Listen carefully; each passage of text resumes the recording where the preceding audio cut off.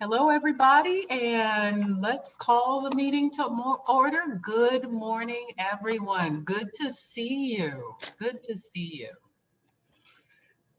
So, Charles, I know that you sent us where is it? Okay. Aha. All right. So it looks like I'm looking at the agenda now, and it seems like we've got to introduce commissioners and staff. And we have a new commissioner. Is that correct, Charles? Yes, we do. Whenever the Board of Aldermen changes their committees, and especially legislation, then we, by ordinance, will get a new person representing the Board of Aldermen. And in this case, the 10th Ward Alderman, Think of the Hill, Joe Vollmer. I don't know, Joe, if you want to make a brief introduction and a little bit about yourself and your business. Good morning, everyone. My name is Joe Vollmer. I've been down the board since 2003. I was formerly the chair of Ways and Means the past few years. And I am now, with Jeffrey Boyd and I being the two-step senior alderman and legislation, which handles redistricting. That's why I'm amongst you now. So it's going to be a very fun year. I can't wait. But besides doing this, I'm a lifelong resident of the city. I've owned a business called Milo's Bocce Garden on the Hill for the last 32 plus years. So my wife and I still both grew up in this neighborhood. We live a block away from our business, and I'm fully entrenched into the city. So happy to be here. I can't wait to hear everybody. Thank you very much. Yeah. So if everybody wants to go around and briefly introduce themselves, and we can keep going. James? Are we doing this in order of age and seniority, beauty, or importance? Alphabetically by height. Oh, okay. Hi, Joe. We've met and known each other from before. James Deering, I'm representing basically real estate and realtor issues regarding the commission. David? Muted.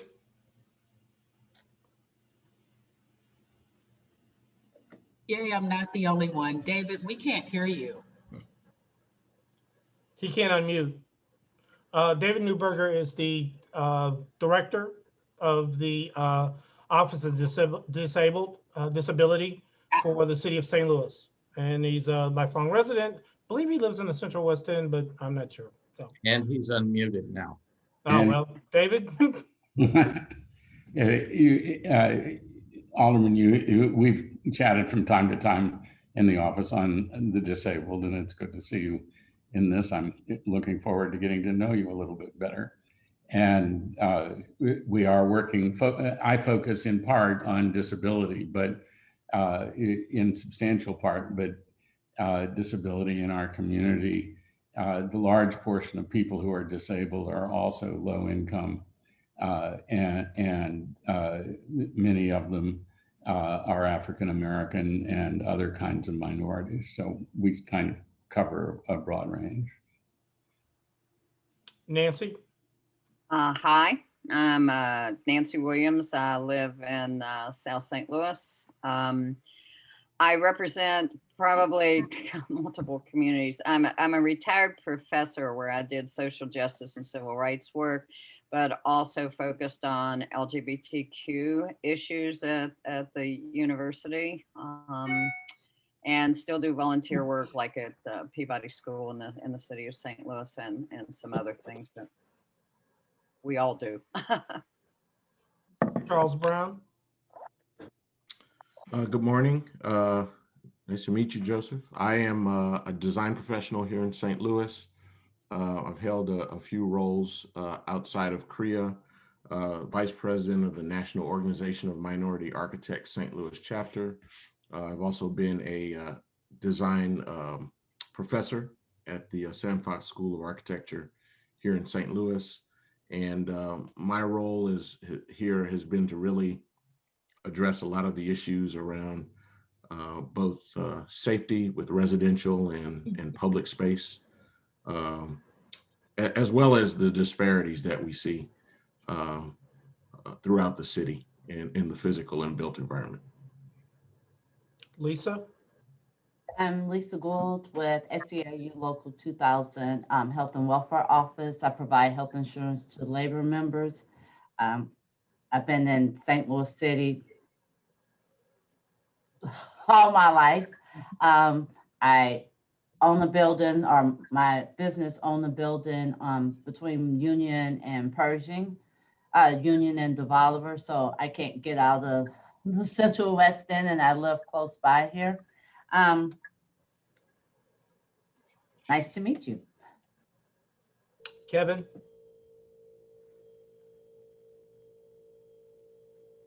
Yeah, my name is Kevin McKinney. I'm the Executive Director of SLACO, St. Louis Association of Community Organizations.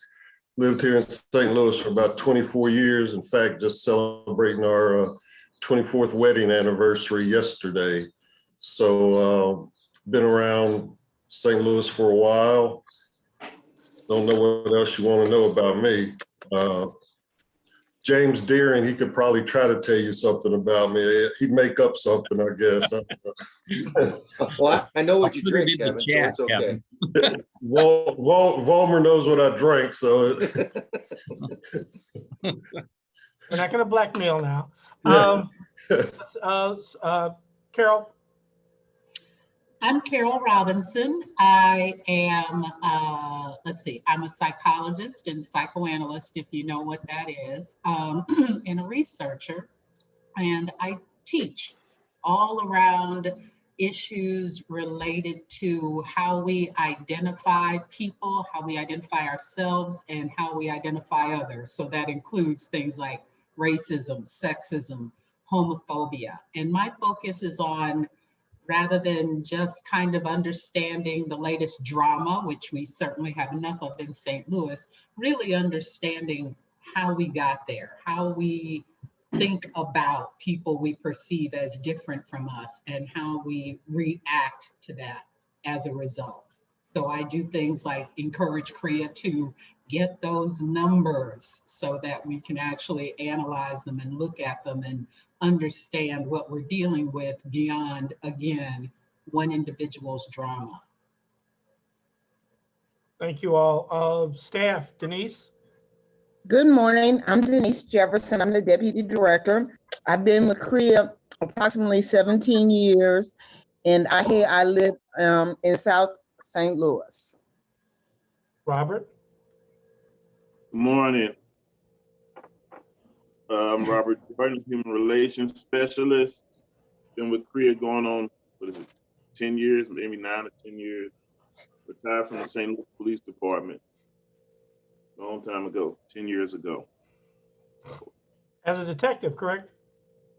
Homicide, robbery, arson, all that good stuff. Great.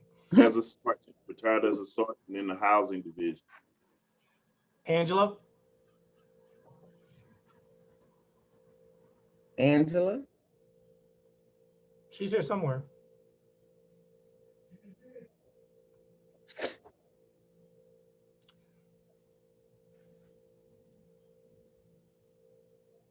That's called a coffee break. He's muted. I don't know whether that's the problem. Yeah.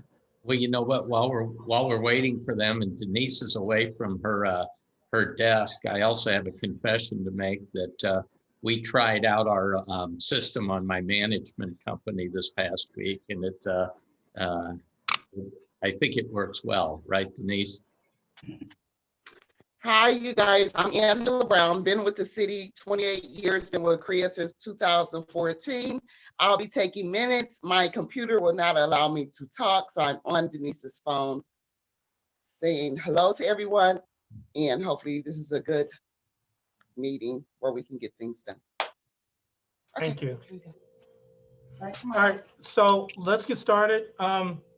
My report, talk about the census. Census numbers came out on the state level. You may have seen some of that. It doesn't really affect us on a local level other than the state held in the number of people it had, so we don't lose a like other states, we didn't lose any Congress people. So that's a good thing. The actual numbers for the local level will come out in about August. Um, and that, much like Alderman Vollmer said, will begin the process of redistricting. And so that the legislative committee, I believe, is going to work on the redistricting issues. So you'll see that come up, and then people have to run for reelection based on that in 2022. Remember, in 2023, which the same numbers will go for, you'll move from 28 aldermen to 14 aldermen. So that'll also come up. I think that election will be in spring of 2023. So you'll see a lot of activity at the board related to drawing of maps and over the next year and a half. Local election, we all know that Tashara Jones is the new mayor in the city of St. Louis. The other thing to know about that is there are a number of aldermen who, now aldermen who won. There's supposedly a progressive wing, if you will, at the Board of Aldermen. I don't know what that means. We haven't tested it yet because we haven't put forth any legislation. But you'll probably be hearing that a little bit as we move forward. The budget process, the Board of E&A sent the budget, or is sending the budget to the Board of Aldermen. They've already had the public hearing, and they've also sort of laid out some issues related to what that budget is going to look like. For CREA, we're staying pat at $4 million this year. However, we were given, we have access to $500,000 for legal services out of the city councilor's office. So we're still internalizing what that might look like. We don't normally sue people or institutions, but this gives us a greater flexibility and be able to do that and be a little bit more aggressive about how we do that. So Denise and I have been talking back and forth and about what that might look like going forward. We still need an investigator.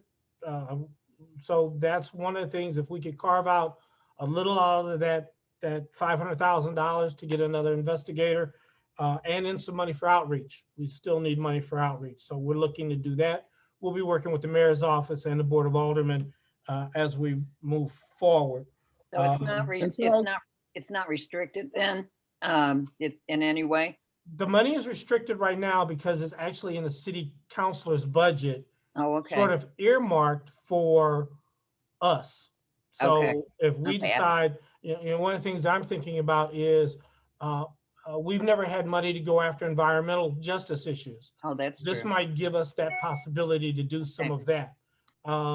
Lead paint being another one that we might look at targeting those kinds of issues. So it's not restricted other than the fact that it's sitting in the city council's office for us. I think there was another question. Charles, can I chime in? We would also discuss maybe bringing on a mediation component to CREA to see if we can resolve things at the front door versus later on. So that's something that Charles and I are looking at, the mediation piece with CREA. Maybe it can expand some of our services. And the other thing is the last administration paid 2 other entities to do some of the legal work around evictions. That's sort of not in our bailiwick. I don't think, as I read all of our ordinances, but it could possibly be added to the work we do based on income issues, et cetera. So there's a number of different possibilities. It just really depends on where we think we fit best immediately, and if we need legislation, what that might look like. So I'm not, and again, we've got till mid-June to come up with what we're gonna do and how we're gonna move forward. But I thought there was another question. Did I hear anybody else?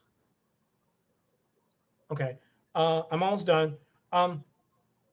As we've done for a number of different years, we sent out letters to begin the process of alerting the restaurants related to ADA guidelines. And this is really important this year because so many restaurants want to be outside because they need the revenue. So the team is going to go out probably over the course of the next couple of days, making sure that restaurants are open, and then send them all letters as an advisory as to how you have to conform to the ADA guidelines. It's nothing we haven't done previously. Last thing on my report is we had a really great conversation last night around LGBTQIA issues and housing in general, but more specifically, shelter and transitional housing. And I think you'll see coming up in the next 30 to 60 days, a group of people who are going to come together and try to create a shelter facility at the very least, if not both a shelter and transitional housing for those, for the LGBTQIA community, very specifically for the transgender community, because they face a lot of problems getting in shelters.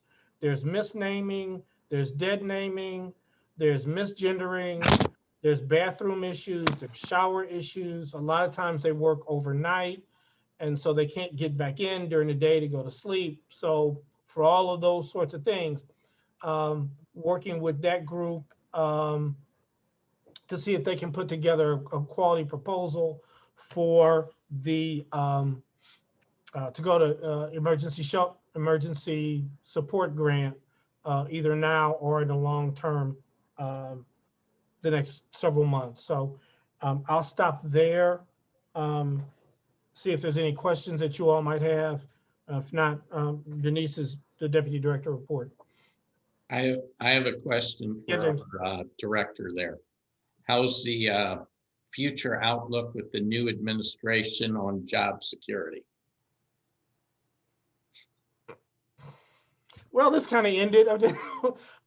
So the new mayor, as any new mayor, has the right and somewhat a personal obligation to make some critical decisions about who they want on their team.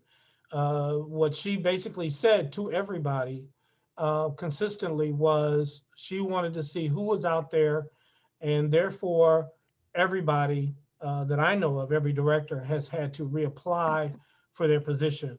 I've already done that, did it mid last week, and now waiting on a response.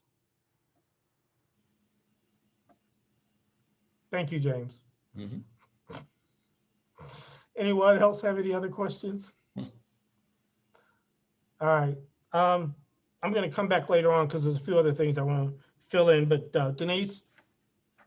Okay, I'm going to talk a little bit about our quarterly statistics, and that's from January through April of 2021. We've only closed 1 employment case, 8 housing complaints, and 1 public accommodation. One of our biggest focus will be on employment cases. We know that there are people out there that are being discriminated against. It's just the fact of reaching them and doing some outreach to let them know about our services, especially the ban the box ordinance. Out of the cases that we closed, 4 were disability, 1 was retaliation, 3 were race related, 1 was sex, and 1 was a source of income. So as we go forward, now that the city is opening up, I anticipate we will get more and more calls, especially right now. The big item is vaccination. Are they required to be vaccinated? And so a lot of employees are filtering that around EEOC and what their policy is. So I just thought I would drop that out there to you. And as I move on, I want to talk a little bit about the budget. As you know, what we've shared before, during the budget process, we asked for $600,000, and that would have expanded our staff, some of the things that we wanted to do, internal services, professional services, etc. However, the budget division decided that they would give us $383,000, which a majority of that is soaked up with staffing and benefits. But like the good book says, at least we're still in business. So that being said, I'll turn it back to Charles if nobody has any questions for me. Hello? Okay, thank you, Denise. The one thing I want to talk a little bit about is the money that's going to come through from the federal government that should be here pretty soon, the 517 million. Mayor Jones has put together for lack of a better term, a task force of about 20 people. They have open meetings. They're on the city's website. They're on Zoom. I think there's another one in 2 weeks on a Saturday morning. So you can really get to see and hear what the city's plan is moving forward for that 517 million. And much of it, I know 50 million will look like emergency assistance, emergency housing, rental assistance, home ownership assistance, mortgage assistance, assistance to landlords and property owners. And then and it'll also have a racial equity lens to it. So trying to get the money to those folks, especially homeless services, by the way. And one of the things that they talked about last Saturday was the problem of getting the money to those who are homeless because they may not A, have a bank account, and B, they may not have finished their taxes. And so because of that, it's hard to get folk a check. So they're working through that with the continuum of care and some of the shelter operators to see how they can do some of that around homeless services to really get people off the street. And so they're working hard on that. So I want to just let you know that if you want to take part in that conversation, they're on Zoom. They're every 2 weeks, I guess, if not more. There's also subcommittees set up. So the city is really working hard. And I know St. Louis County, so I'm not going to I'm not trying to badger them, but I think everybody, because of the size of the amount of money and the different actions that it can go toward, people are really trying to make this a monumental effort, if you will, around the city of St. Louis. So you'll see a lot of different things come up in the newspaper on a regular basis. The one thing I'll touch on finally is our outreach. As Denise said, city's opening back up. There's a number of activities that we will try to take part in the next 30, 60 days, if not longer. Black Wall Street's coming up, Juneteenth is coming up. We want to do something active around barbershops and beauty shops. And the reason why is because there's a bill that's going to be signed into law probably this week. And it's Board Bill 222, but it has to do with hair and discrimination on the basis of your hair color, style, etc. And so that board bill will be signed into law by Mayor Jones. There's another one that'll be signed into law, which was Board Bill 238, and that had a lot of provisions for both landlords, had a lot of provisions for labor organizations and employers and temp agencies. So you'll see that also coming on, and we want to make a big splash around both of those as they are new. And it moves us again from not just being a civil rights organization, but more of a human rights organization with a civil rights element. And that's kind of been my goal, as you know, for the last year, to try and push us more to see the bigger picture around activities people have and their daily life, so that you'll see a human rights element and a civil rights element as we move forward. So with that, I will entertain any questions that you all have. The budget process will they'll have a public hearing, at least one. That'll be both during the day and the evening. So if you want to, and I will never ask you to advocate for us in one of those activities. I think that would be wrong for me to ask you to do that. And to some degree, it'd be wrong for you all to do. We'll live with what we've got. We want more, we need more, we can do more with more, but I'm not involved. I'm not interested in all the lobbying processes. So with that being said, any questions that you all might have at this time? Is there any way we can help? Just help us be visible. We've been kind of not doing much for a year. Yeah. And now, so if you know of a backyard barbecue, of a parade, of a party, whatever, we really need to get back out and want to be out in the community. We want to do, and we'll practice safe and social distancing, but we need to be out. We've been cooped up way too long. Well, we're having a event that the mayor is going to participate in, as well as Board President Reed, which will be tomorrow morning, 10 o'clock, 8706 Annetta, which is in Baden. The Gateway Housing Fund initiative is making an announcement. They're going to provide almost $300 million in funding opportunities in 8 neighborhoods to be able to buy homes, rehab homes, renovate homes. And so they're having a big kickoff about that tomorrow. So, you're invited. We'll have a food truck there for some refreshments, and we're going to be social distancing. We're accommodating 50 or 60 people, but you can spread out up there. They're blocking the streets off right now. And so if you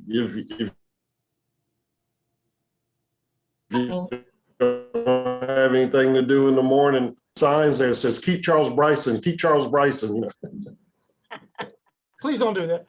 So that's 8706 Annetta? Yeah, 8706 Annetta. Okay, all right, 10 o'clock.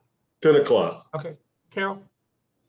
Yeah, bigger picture here, we all know that there is stuff. I think some people call it a culture clash, culture war, whatever you want to call it. There are these conflicting perceptions of who we are as a community, as a country, going on that are directly related to some of the things that you address. So I'm wondering what your thoughts are about that in terms of what CREA does. I'm wondering about the conversations that are going on, and are we looking at fostering more conversation, more understanding, because a lot of these wonderful initiatives that you're talking about are gonna somewhere between tick people off and freak people out. It's coming. Tashara's presence is going to prompt some of those, you know what I mean, in terms of race and it's not even equitable distribution of some of the funds you guys are mentioning. It's, wait a minute, what about me? I'm not a member of that, I'm not homeless, I'm not transgender. Why is my money going toward that?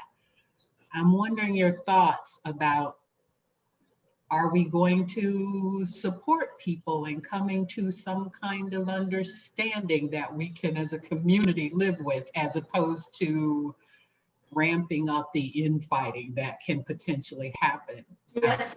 Well, I think under our original ordinance 67119, we actually have the right and responsibility to foster some of those conversations. The problem really is we've never been funded for it. So there's a component that in our ordinance we actually are not doing, and that is to sort of reduce and remedy, I believe the terms are, discrimination and foster an environment such as you described. We've just, the only time we were really ever funded for it, we actually took the money from HUD, and that's how we did racial equity training in the city of St. Louis for city employees and I believe some of the Board of Aldermen. That is costly, but it's needed.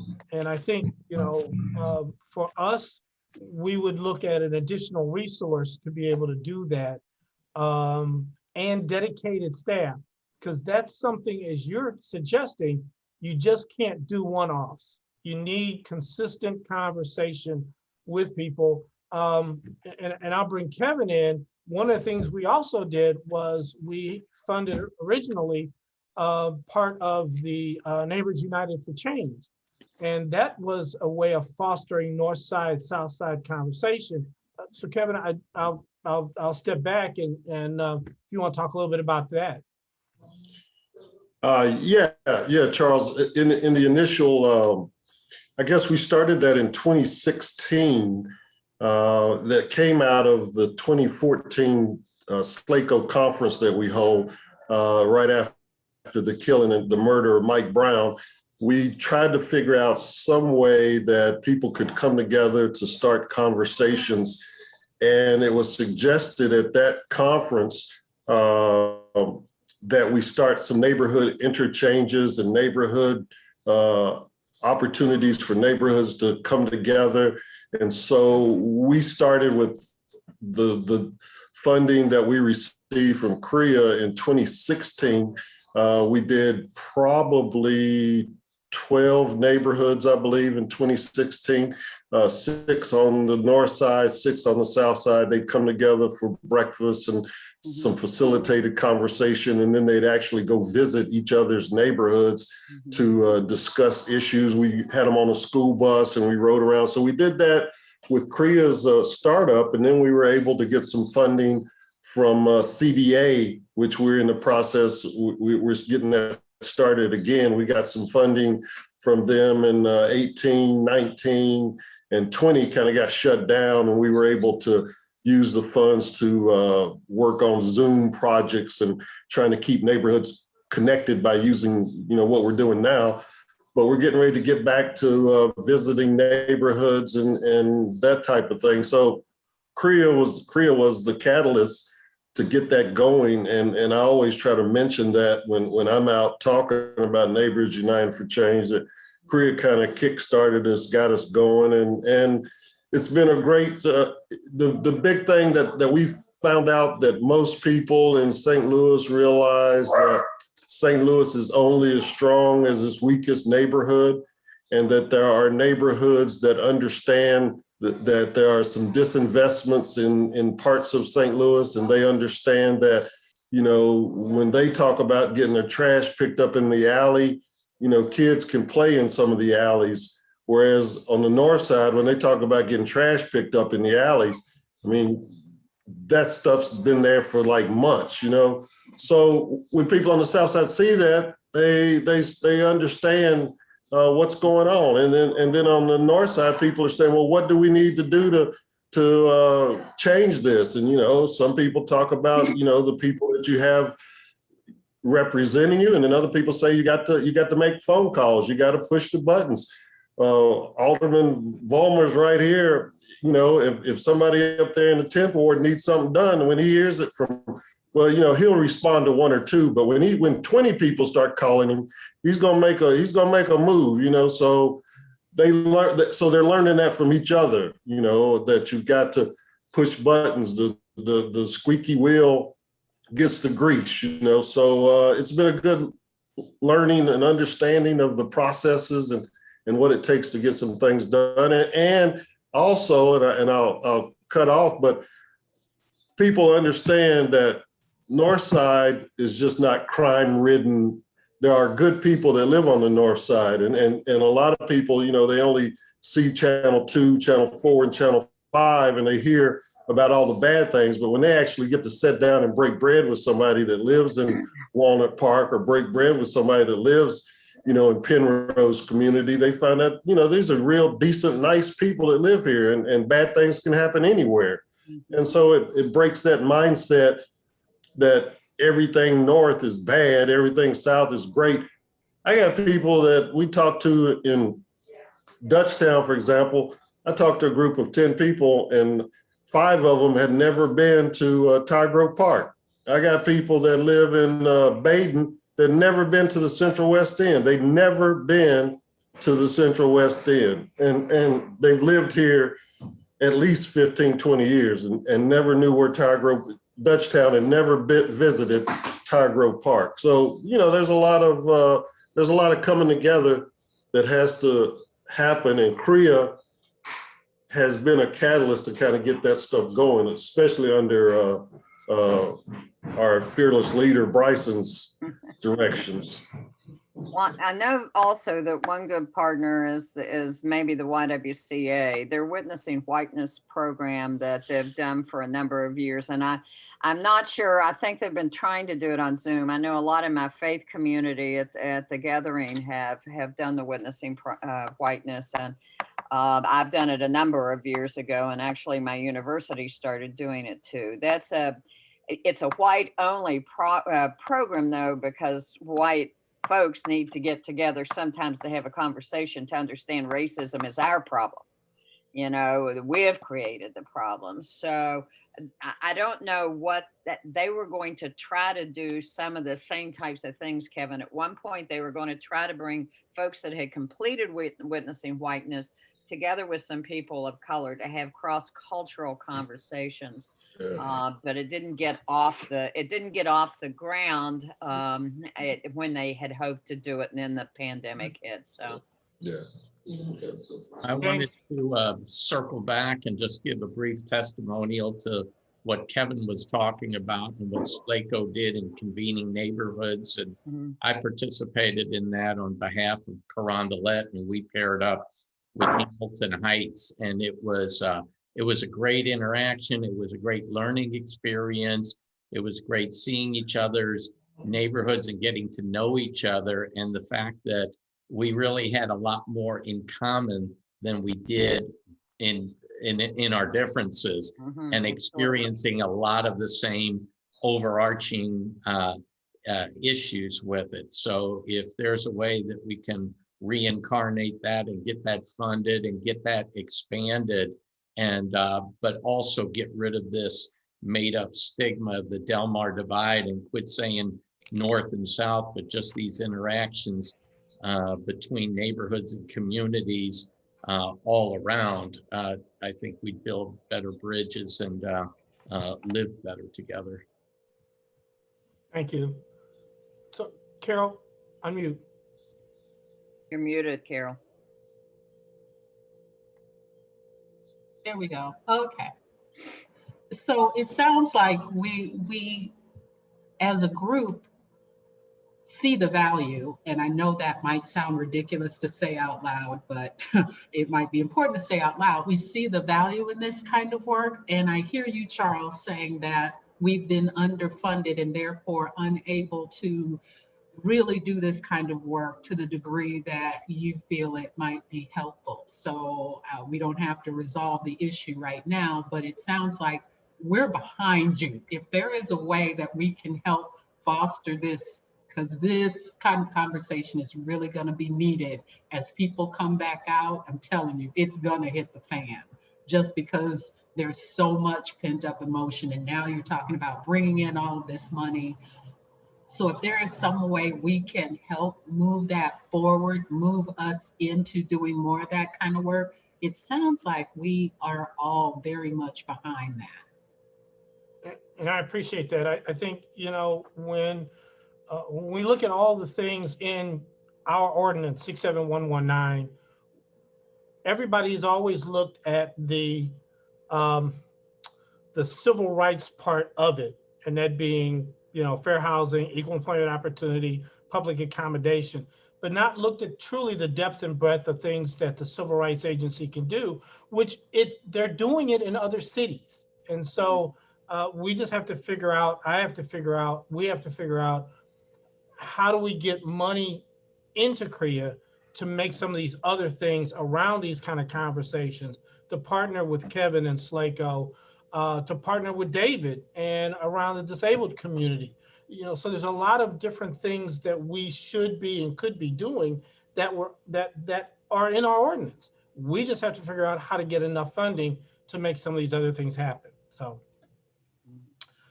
any other thoughts, comments? Alderman Vollmer, do you have anything that you want to ask?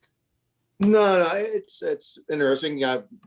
Being my first day with this group, a lot of the things you're talking about in the old days, when I first got down to the board, we would actually invite aldermen to have lunch every other Friday.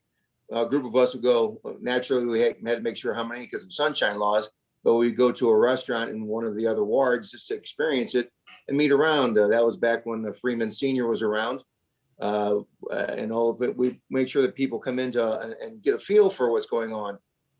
It's kind of fallen off the wagon, but Jeffrey Boyd and I are very good friends, and I spend time up in Jeffrey's ward. And he comes down to mine, just trying to get ideas of what we can do over all the years to make things work better. And crossing over and having friendships. So that's something that has been done in the past and needs to reoccur. So it is you have to have a much broader picture than what, when I got down there, being an alderman was very parochial. You did what you did and that was it. And everyone stayed out of each other's business. Now everyone's in everyone's business, maybe a little too much. There's more, they're thinking worldwide sometimes down there as opposed to, citywide. And we need to make the aldermanic job, listening to the community as opposed to listening to your Twitter. Indeed. But thank you all very much. It was very informative. All right. So And Kevin can wait. He'll see me walk by his. I walk through the 8th ward for my exercise because if I walk in the 10th ward, everyone stops me. It takes me 6 hours to do my 1 hour walk. So I walk in the Tower Grove Park in the 8th ward so I can have peace. I love it. But thank you all. All right. Is there anything else for the good of the order, Kevin? The You're breaking up. only reason they stop him is because they want to talk to Susie. That's all. They don't really want to talk to him. They want to talk to his wife. I love it. All right. Anything It's a else? Great meeting, guys. Great All right. meeting. Thanks, Kevin. All right. Thank you all. Our next meeting is July 7th. We will continue Zoom. We probably won't meet as a group again until maybe September. September. But so July 7th meeting will be Zoom. All right. Nancy, we need to talk. Nancy Williams, we Yeah. need to talk some of the ideas you were talking about. So we'll have some conversation. I'll connect, Kevin. Thank Okay. you. Uh-huh. Okay. All right. Okay. Thank you all. Uh-huh. Bye-bye.